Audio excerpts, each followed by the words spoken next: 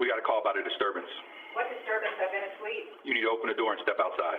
I need to know who called and why. Open it now or I'm breaking this door down. At 11:30 p.m., a knock echoed through a quiet apartment hallway.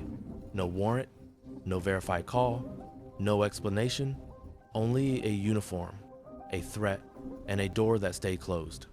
What happened next didn't just expose one night of misconduct, it unlocked years of hidden abuse that had been waiting for proof. The evidence didn't arrive later. It was already recording.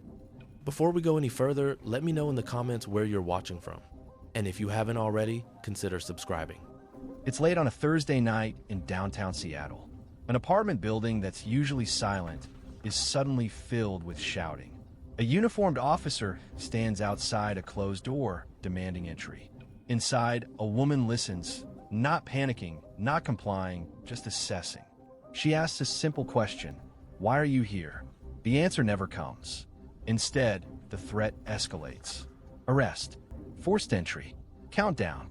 What the officer doesn't know is that every word is being captured, not by Bodycam, but by a doorbell camera mounted inches from his face. What he also doesn't know is that the woman behind the door has spent her career documenting trauma, preserving evidence, and testifying in courtrooms. And what begins as an unverified disturbance is about to become something the department can no longer contain. This is a reconstructed reenactment based on a real, publicly reported case. The hallway is narrow, carpeted, and poorly lit, the kind of space where sound travels farther than it should. The officer stands close to the door, shoulders forward, hand hovering near his belt. Inside the apartment, Alyssa Carter, a 43-year-old emergency room nurse, has been asleep for less than 2 hours. She returned home after a 16-hour overnight shift at a level 1 trauma center. No visitors, no television, no noise. When the pounding starts, her training takes over before confusion does. She checks the time, 11:28 p.m. She approaches the door, but doesn't open it. Instead, she speaks through the wood. What is this about? The response is immediate and aggressive. Open this door right now, or I'm breaking it down. There's no explanation, no identification, just volume and authority. She asks again, calmly. She explains she's a nurse, that she's been asleep, that there is no disturbance. The answer doesn't change. This is your last warning. This footage would later be reviewed frame by frame. At this moment, nothing illegal has been proven, but protocol is already slipping. A wellness check without verification, a threat of forced entry without cause, a refusal to explain the nature of the call. Most people would open the door here. Uniforms carry weight. Threats compress judgment. Alyssa doesn't open it. Instead, she asks for a name, then a badge number. The hallway goes quiet. On her phone, she opens an app she installed months earlier and barely used. The doorbell camera feed appears, crisp, well-lit, unmistakable. The officer's face is clear. His posture, his proximity to the door. She starts recording audio. Then she texts her neighbor across the hall, an attorney who confirms he can hear everything and that his own camera is recording too. The officer pounds again. Open the door.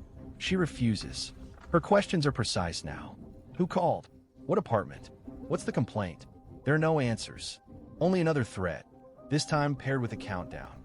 At this point, the officer believed the situation was still under control. The countdown stops before it reaches 0. Not because the officer backs down, but because Alyssa Carter makes a decision that shifts the balance of the encounter without opening the door. She calls 911. Her voice is steady. Her words are exact. She gives her name, her address, and a simple explanation. An officer is outside her apartment claiming there was a disturbance. He's threatening to force entry. He refuses to identify himself. She was asleep. On the other side of the door, the hallway goes silent. The dispatcher pauses. There is no call log for that address. As the dispatcher begins checking further, the officer's radio crackles. Low voices, unclear words, a change in tone. When the dispatcher returns, the answer is definitive. No disturbance, no wellness check, no call for service. The dispatcher escalates the call to a supervisor and tells Alyssa to stay on the line. Behind the door, Alyssa can hear movement now. Not confidence, but adjustment. The officer shifts position. His voice changes when he speaks again, quieter, sharper. She asks once more for identification. This time, there's hesitation, then a name, then a badge number. Alyssa repeats, both aloud, so the dispatcher and the recording capture it clearly. On the phone, the supervisor reacts immediately. The officer is not assigned to that district. He is not scheduled to be in the area, and he should not be at that building. Backup units are dispatched. Alyssa is instructed not to open the door for anyone until the supervisor arrives personally. The footsteps move away from her door quickly. On her phone screen, the doorbell camera shows the officer walking down the hallway, his face visible the entire time. He knows he's been recorded. He knows the situation has changed. Each refusal is now a recorded decision. Policy violations are already documented. Minutes later, multiple patrol cars arrive outside the building. Professional knocks replace pounding. The supervisor announces himself, identifies the officers present, and waits while Alyssa verifies them through the peephole. Only then does she open the door. The supervisor listens. He reviews the audio. He watches the footage. A neighbor steps out and confirms his own camera captured the encounter from another angle. No disturbance, no noise, no justification. The supervisor asks a question that reframes the entire night. Do you know this officer? Alyssa does not. That answer matters, because behind the scenes, the department has already received complaints. Anonymous, unproven, patterned, but incomplete. Late-night visits, women alone, vague claims with no dispatch record. What they lacked was confirmation, identity, documentation. Now they have all of it. From this moment forward, every action was being preserved.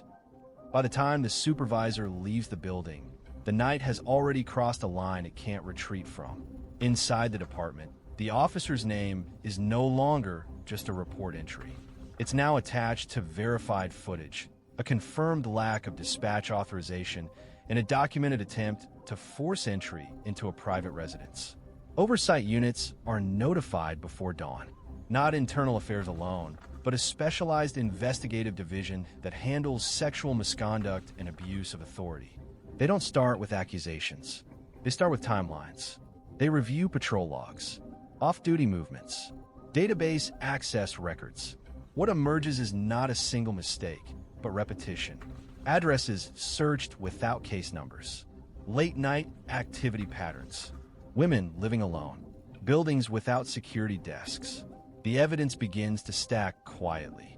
When investigators contact Alyssa the next morning, they don't ask what she felt. They ask what she recorded. She provides everything. The doorbell footage, the audio files, the timestamps, the neighbor's corroborating video. With identity now confirmed on camera, investigators reopen previously stalled complaints. 3 earlier reports, once anonymous, suddenly have a face to attach to them. And with that, something changes. Search warrants are approved. The officer's patrol vehicle computer is seized. His personal phone, his home electronics. What investigators find removes all remaining ambiguity. Search histories tied to residents. Photos taken from outside apartment buildings. Schedules. Notes. Then the recordings. The investigation accelerates, no longer cautious, now urgent. Supervisors are looped in. Prosecutors are notified. Internal containment becomes impossible. From this moment on, there was no version of events where this ended quietly.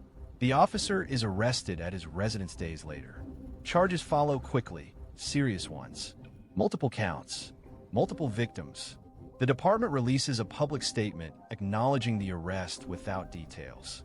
Internally, policy failures are being examined in parallel. Alyssa is asked to testify. She agrees, not because she was assaulted, but because her documentation made prosecution possible. During hearings, the footage is played. Clear, unedited, unforgiving.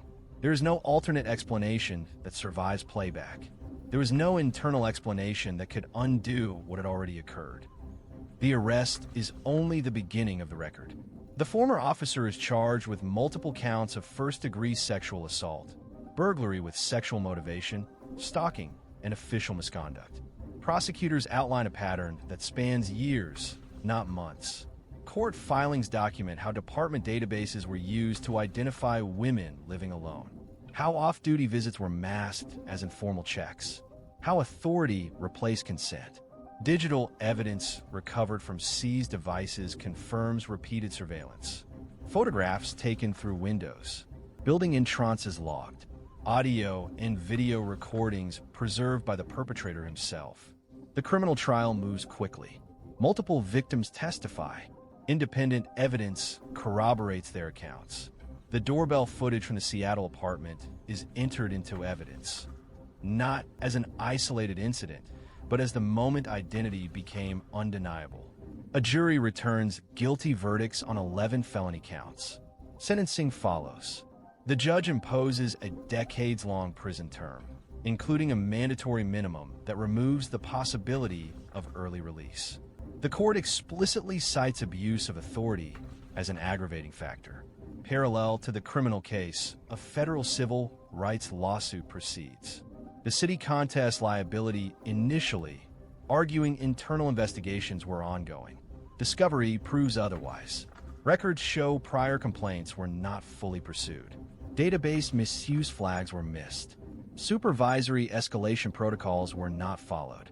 After a 9-day civil trial, the jury finds the department liable on all counts. A monetary judgment is awarded. More significantly, the court orders institutional reform. Mandated outcomes include creation of an independent review board for officer sexual misconduct, automatic audit triggers for unauthorized database searches, expanded body camera requirements for all civilian contact, mandatory peer reporting protocols for predatory behavior, external oversight compliance reporting. The department implements the reforms under court supervision. Additional victims come forward after the verdict. Supplemental charges are filed. Appeals are denied. The conviction stands. The former officer is transferred to a state correctional facility to serve his sentence. The department publicly acknowledges failure. Policy revisions become permanent. The evidence removed every excuse. The outcome was irreversible.